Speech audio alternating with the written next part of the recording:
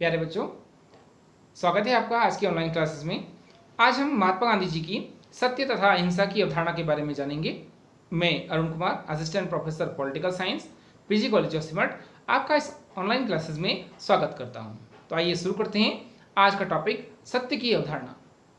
प्यारे बच्चों, गांधी जी ने कहा था कि सत्य ही ईश्वर है। लेकिन एक प्रश्न उठता है कि ये जो सत्य ईश्वर है वो वास्तव में क्या है, जिसके लिए मनुष्य सदैव निरंतर प्रयास करता रहता है। प्यारे बच्चों, जो गांधी जी हैं उन्होंने सत्य के बारे में कहा है कि सत्य, जो सत्य शब्द है वो सत्य से निकला है, जिसका अर्थ होता है अस्तित्व या होना, यानी कि जो चीज विद्यमान है वही सत्य है। सत्य को ईश्वर या ब्रह्म कहने का एक कारण भी है कि वह सत्य वही है जिसकी सत्ता होती है, जो सदैव टिका होता है। ब्रह्म या परमात्मा की सत्ता तीनों कालों में सदैव बनी रहती है, इसलिए वह सत्य है। तो सत्य की अवधारणा के प्रति जो महात्मा गांधी जी का दृष्टिकोण है, उनके अनुसार सत्य वह है जो सदैव विद्यमान है, जो सदैव बना रहेगा, जिसको हम सदैव अपने साथ जोड़े रखेंगे और जो हमेशा हमारे आसपास दिखाई देगा, जिससे हम मानव का कल्याण कर सकेंगे। इसी पर आधारित महात्मा गांधी जी ने एक पुस्तक लिखी, उसका नाम था सत्य के साथ मेरे प्रयोग। प्यारे बच्चों, ये सत्य के साथ मेरे प्रयोग या माई एक्सपेरिमेंट विद ट्रूथ, ये उनकी आत्मकथा का भी नाम है। और सामान्यतः सत्य का अर्थ केवल सच बोलने से हम लगा लेते हैं, लेकिन महात्मा गांधी जी ने सत्य का अर्थ व्यापक रूप में लिया और बार बार ये आग्रह किया कि मन वचन कर्म से किसी व्यक्ति को हानि न पहुंचाना ही हमारा सत्यता का आचरण होगा। गांधी जी की दृष्टि में सत्य की आराधना ही सच्ची भक्ति है। यदि हम किसी व्यक्ति को मन वचन या कर्म से नुकसान नहीं पहुंचाते, उससे प्रेम करते हैं, लोगों की सहायता करते हैं, अधिक से अधिक कल्याण करने का प्रयत्न करते हैं, तो यही सत्य है। गांधी जी ने दैनिक जीवन में सत्य के सापेक्ष रूप के बारे में बात की है। सत्य दो प्रकार का होता है, सापेक्ष सत्य और निरपेक्ष सत्य।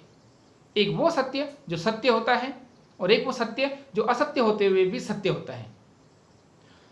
जो सापेक्ष सत्य होता है उसके माध्यम से हम निरपेक्ष सत्य तक पहुंच सकते हैं। निरपेक्ष सत्य ही जीवन का परम लक्ष्य होता है और उसकी प्राप्ति के द्वारा ही मनुष्य को परम सुख की प्राप्ति होती है। प्यारे बच्चों, कई बार कहा जाता है कि यदि किसी की रक्षा करने के लिए झूठ भी बोलना पड़े तो वो बोलना चाहिए, वो असत्य नहीं होगा, क्योंकि उससे किसी का जीवन बचता है। तो वो भले ही असत्य है, लेकिन उससे अगर किसी व्यक्ति के जीवन की रक्षा होती है तो वो सत्य है। लेकिन इसको हम बार बार प्रयोग न करें, क्योंकि ये सीमित समय में कम समय के लिए उपयोग किया जाना चाहिए। इसके लिए हमेशा स्वयं को निरंतर इसका प्रयोग नहीं करना चाहिए। निरंतर असत्य को हम सत्य मानने लगें तो वो समाज के लिए घातक सिद्ध हो सकता है। गांधी जी ने सत्य के परिवेश में केवल व्यक्ति ही नहीं बल्कि संपूर्ण समाज को ढाला है। उन्होंने समाज के साथ साथ जो लोग हैं, उनका व्यवहार है, उन सभी को धर्म, नैतिकता तथा सत्याग्रह का पालन करने का सुझाव दिया है।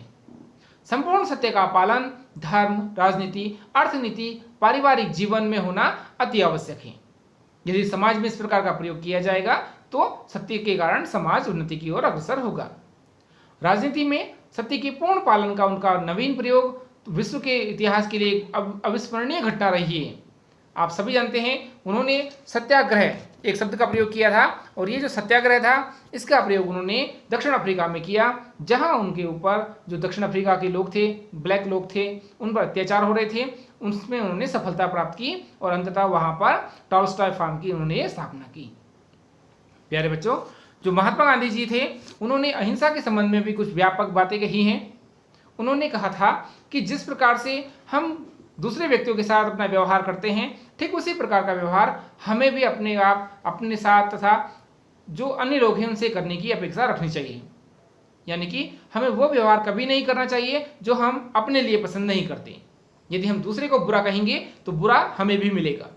हमें दूसरों के साथ भलाई करनी चाहिए ताकि हमें भी भलाई मिले। जो महात्मा गांधी जी हैं उन पर जो अहिंसा की अवधारणा का प्रभाव पड़ा, वो उन पर जैन धर्म, बौद्ध धर्म, ईसाई धर्म, उनसे इनको सब प्राप्ति इसकी हुई है, अहिंसा की अवधारणा की।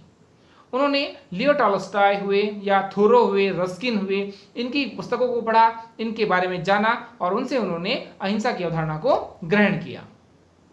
महात्मा गांधी जी ने अहिंसा का जो अर्थ है वो किसी की हत्या न करने से न लगा करके काम, क्रोध, लोभ, मोह से मुक्ति से लगाया है। महात्मा गांधी जी का जो अहिंसा शब्द का अर्थ था वो था कि यदि हम किसी व्यक्ति के प्रति द्वेष न रखें, क्रोध की भावना न रखें या उनके पास किसी भी प्रकार का बुरा ना सोचें उनके प्रति, तो यही अहिंसा होगी।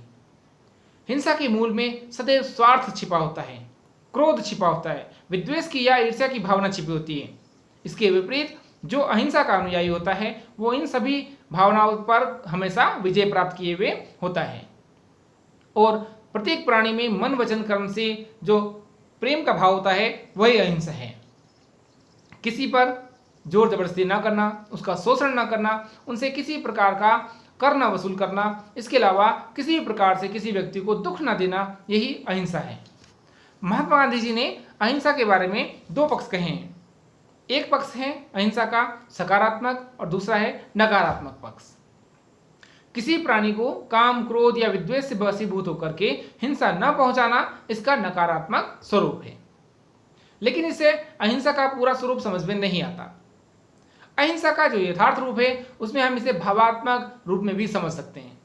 भावात्मक या सकारात्मक अहिंसा, जो ये सकारात्मक अहिंसा है, ये सार्वभौमिक प्रेम और करुणा की भावना से ओतप्रोत होती है और इसी सकारात्मक अहिंसा के अंतर्गत प्रेम, धैर्य, अन्याय का विरोध करना और वीरता शामिल की जाती है। प्यारे बच्चों, जो सकारात्मक अहिंसा होती है उसमें हमें दूसरे व्यक्तियों के साथ प्रेम से कार्य लेना चाहिए, धैर्य बनाए रखना चाहिए, अन्याय का सदैव विरोध करना चाहिए और वीरता का प्रदर्शन करना चाहिए। गांधी जी ने अहिंसा की 3 अवस्थाएं बताई हैं। जागृत अहिंसा, इसके बारे में जान लेते हैं। जागृत अहिंसा को वीर पुरुषों की अहिंसा भी कहा जाता है। यह वह अहिंसा होती है जो किसी दुखपूर्ण स्थिति में अंतरात्मा की स्वाभाविक पुकार से जन्म लेती है, लेकिन हमारे पास साधन होते हुए भी हम अहिंसा का प्रयोग करते हैं। इसमें जो सबल व्यक्ति होता है केवल वही इसको अपनाते हैं और वे शक्ति संपन्न होने के बावजूद भी शक्ति का तनिक भी प्रयोग नहीं करते या दिखावा नहीं करते। अहिंसा के इस रूप को केवल राजनीतिक क्षेत्र में ही नहीं अपितु प्रत्येक व्यक्ति अपने जीवन में भी दृढ़ता के साथ अपनाता है। ये जो जागृत अहिंसा होती है, क्योंकि ये वीर पुरुषों की अहिंसा होती है, सबल व्यक्तियों की अहिंसा होती है, साधन संपन्न लोगों की अहिंसा होती है, जिनके पास इतनी शक्ति होती है कि वो पहाड़ों को भी हिला दें और इनके पास इतनी अपार शक्ति होती है कि इसके माध्यम से वो किसी भी कार्य को संपन्न कर सकते हैं। गांधी जी ने अहिंसा का दूसरा रूप बताया है औचित्यपूर्ण अहिंसा। जो औचित्यपूर्ण अहिंसा होती है, इस प्रकार की अहिंसा में जीवन के किसी भी क्षेत्र में जब हमें आवश्यकता होती है, कोई औचित्य होता है, कोई कार्य होता है, उस समय यह अहिंसा अपनाई जाती है। इस अहिंसा में मुख्य रूप से निर्बल व्यक्ति भाग लेते हैं, जिसके कारण इसे निर्बल व्यक्तियों की अहिंसा भी कहा जाता है। यह केवल निष्क्रिय प्रतिरोध के रूप में दिखाई देती है। इसमें नैतिक विश्वास के कारण नहीं बल्कि निर्बलता या कमजोरी के कारण अहिंसा का प्रयोग किया जाता है। ये औचित्यपूर्ण अहिंसा, जागृत अहिंसा या जो अभी हमने बात की शक्तिशाली लोगों की अहिंसा के प्रति इतनी प्रभावशाली नहीं होती। फिर भी इसका पालन ईमानदारी, सच्चाई और दृढ़ता से किया जाए तो कुछ सीमा तक इस अहिंसा के माध्यम से भी जो आवश्यक लक्ष्य हैं उनकी प्राप्ति की जा सकती है। आगे चलकर महात्मा गांधी जी ने इस प्रकार की अहिंसा को अस्वीकार करते हुए कहा था कि निर्बलों की अहिंसा जैसी कोई चीज होती ही नहीं है। दुर्बलता और अहिंसा परस्पर विरोधी है और इसे मैं औचित्यपूर्ण अहिंसा नहीं मानता। एक और अहिंसा है, तीसरा और अंतिम प्रकार, वो है कायरों की अहिंसा। गांधी जी कहते हैं कि कई बार जो डरपोक लोग होते हैं, कायर लोग होते हैं, वो भी अहिंसा का दंभ भरने लगते हैं और कहते हैं कि हम भी अहिंसक हैं, जबकि वास्तविकता यह होती है कि उनके अंदर हिंसा करने का या अपने अधिकारों को प्राप्त करने का कोई सामर्थ्य ही नहीं होता, जिसके कारण वो अहिंसा का सहारा लेते हैं। उनका विश्वास, महात्मा गांधी जी का विश्वास था कि कायरता और अहिंसा आग और पानी के समान होती हैं, जो एक साथ नहीं रह सकते। तो जो कायरों की अहिंसा है उसको हम अहिंसा नहीं कह सकते। अहिंसा तो वीरों का धर्म है और अपनी कायरता को अहिंसा की ओट में छिपाना यह एक निंदनीय और घृणित कार्य है। यदि कायरता और अहिंसा में से किसी एक का चुनाव करना पड़े तो गांधी जी हिंसा को चुनने का सुझाव देते हैं। कायर होने से तो हिंसक होना अति आवश्यक है, जबकि आप सभी जानते हैं कि महात्मा गांधी जी ने सत्य अहिंसा पर बहुत जोर दिया, लेकिन फिर भी कायरता को उन्होंने अपने विचारों में स्थान नहीं दिया। गांधी जी का विचार था कि कायर होने से तो हिंसक होना अधिक श्रेष्ठ है। इस संबंध में गांधी जी का कहना है कि यदि हमारे हृदय में हिंसा भरी होगी तो हम अपनी कमजोरी छिपाने के लिए अहिंसा का आवरण अवश्य बनेंगे। इससे तो हिंसक होना ज़्यादा कहीं बेहतर है, क्योंकि जो अहिंसा है वो श्रेष्ठ नहीं होती, कायरों की अहिंसा खासकर। जो अहिंसा की श्रेष्ठता है उसके बारे में महात्मा गांधी जी का विचार है कि अहिंसा की श्रेष्ठता का प्रतिपादन करते हुए महात्मा गांधी जी विश्वास करते हैं कि मनुष्य को सदैव उस क्षेत्र में भाग लेना चाहिए जहां आवश्यकता पड़ने पर अहिंसा की जा सके। आप सभी ने देखा महात्मा गांधी जी ने जो असहयोग आंदोलन चलाया, या सभी ने अवज्ञा आंदोलन चलाया, या नमक सत्याग्रह चलाया, दांडी मार्च जिसे हम कहते हैं, उससे पहले 1917 में चंपारण आंदोलन चलाया, कहीं पर भी उन्होंने हिंसा का सहारा नहीं लिया। गांधी जी के अनुसार सदैव अहिंसक बने रहना ही अपने लक्ष्य की प्राप्ति के लिए उपयोगी माना जाता है। इतिहास में निरंतर जब भी हमने देखा कि हिंसा का प्रयोग हुआ है तो उससे केवल सभ्यता का ही विनाश हुआ है। यदि वो प्रथम विश्व युद्ध हो 1914 से 18, द्वितीय विश्व युद्ध हो 1939 से 45, या उससे पूर्व के कोई भी ऐतिहासिक युद्ध हो, उसमें सभ्यता का केवल विनाश ही हुआ है, उसमें किसी को कोई लाभ नहीं हुआ। इसलिए अहिंसा का निरंतर प्रयोग किया जाना आवश्यक है। वर्तमान का जो विश्व है वो भी गांधी जी के विचारों से प्रेरित है और अहिंसा का अपनाता है, अहिंसा का सहारा लेता है, और अहिंसा से ही मनुष्य के विकास में वृद्धि होती है। प्यारे बच्चों, आज के लिए इतना ही। आज हमने गांधी जी के विचारों को जाना, गांधी जी के सत्य और अहिंसा के जो विचार हैं उनके बारे में जाना। अगर आपको ये वीडियो पसंद आए तो इसे लाइक, शेयर, सब्सक्राइब जरूर कीजिएगा और इसे अपने मित्रों तक भी अवश्य पहुंचाइएगा। आज के लिए इतना ही, धन्यवाद।